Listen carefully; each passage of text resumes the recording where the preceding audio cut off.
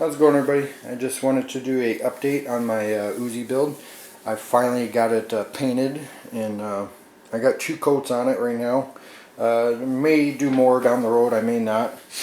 But this is the stuff I use. You can get it from D&D Sales, and it actually works really well. Puts a nice finish on it. It's pretty much more than enough to do at least 2 guns. Who knows, maybe more. It's still, even though I painted it twice, it still has a nice, it still feels pretty heavy. So yeah, it came out real nice, and I applied one slightly light coat on it and let it dry like for a good few days. I mean, I could have did it more, or actually painted it like the next day, but it was kind of cold, so I was just really wanting it to let it dry real good, so I let it at least good 3-4 days, or maybe almost even a week, I don't know. And then I applied another coat, and then let it dry a good while again. So it's more than enough dried, but I don't know if 2 was enough. I mean, of course it has a little scratch there, but I don't know. I could always add more if I want to. But yeah, it came out real nice. It looks real nice. The finish. Of course, this camera doesn't do it justice, but so yeah. And I did take the grip, the panels off, and did the whole frame too. And it is unloaded, by the way. But so yeah, it came out real nice. I'm happy with the finish. Of course, like I said, it does have a little scratch here, but this is enough. I can at least use it if I had to like do touch up work if I wanted to.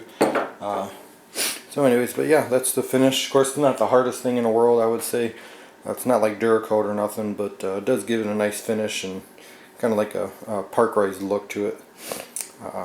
So as far as the function of the gun, of course, the first outing with this firearm after I built it, I only had a few, like a handful of failure to feeds. I kind of just put it towards a break-in period. Let the striker assembly, the springs work its way a little bit. I was, of course, using my reloads, which I don't think that was the issue, because I used the same reloads yesterday, the same grainage and all that, pretty much, and put 100 rounds through it yesterday. So, overall, I'm pretty happy with the way this build came out for the most part, for never building or never even shooting an UZI before or anything like that. They're pretty cool, fun guns.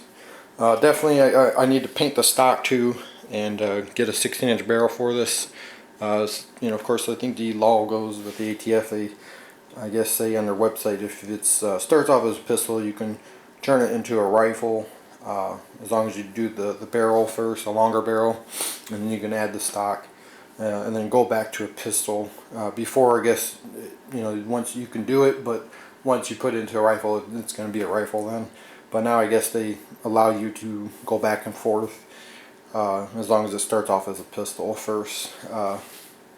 So I guess that's how the law goes. There's actually some other video or YouTubers that put videos about the new ruling. So hopefully that's still the case. Because I don't want to do nothing illegal. But so yeah, I definitely would like to get a 16-inch barrel for it so I can use the stock, and then that way it'd be a little more useful.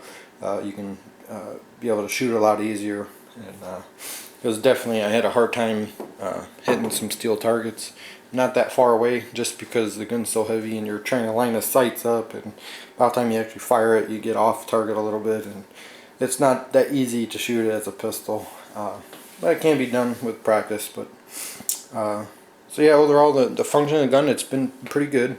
I did finally get the blocking bar and the trigger group done, so now it will not go into the full auto position, so it just stops in the semi-auto position. The only problem I'm having is when I did use this full auto grip frame. Of course, since it's a full auto one, you have to use a semi-auto pin, which is actually oversized versus the full auto pin. So you actually have to drill and open up this grip, the hole for the pin. You actually have to open it up some so it can fit this pin. And with doing that, unfortunately, it must have gotten off slightly, and because of that, there's some play in the grip frame and the receiver. And with that, what it's causing is the striker assembly to not want to disengage when you pull the trigger in certain position. Mostly, like, you know, the way you're holding it.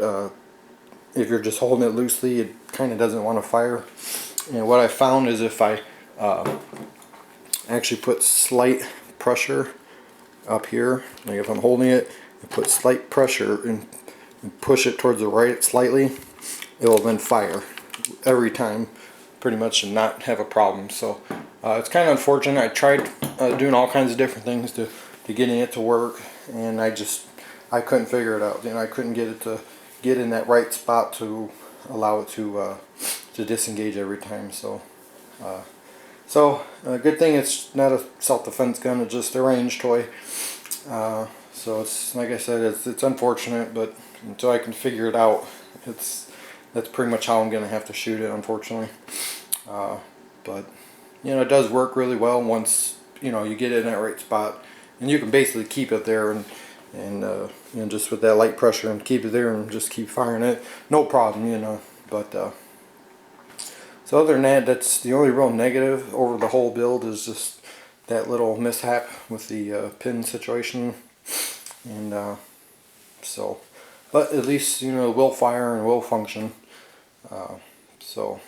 But yeah, so that's pretty much it. So yeah, next thing is just pretty much painting that stock, getting it ready, so whenever the time comes where I get the longer barrel, which is going to be a little bit down the road, but at least the stock will be ready and have, you know, the paint match the rest of the gun, you know. So other than that, yeah, it's a pretty fun gun. I mean, I still only have this 132 round magazine. I definitely need to get more mags for it. But well, yeah, so that's it. And yeah, if you have any questions, you know, feel free to comment. And thanks for watching.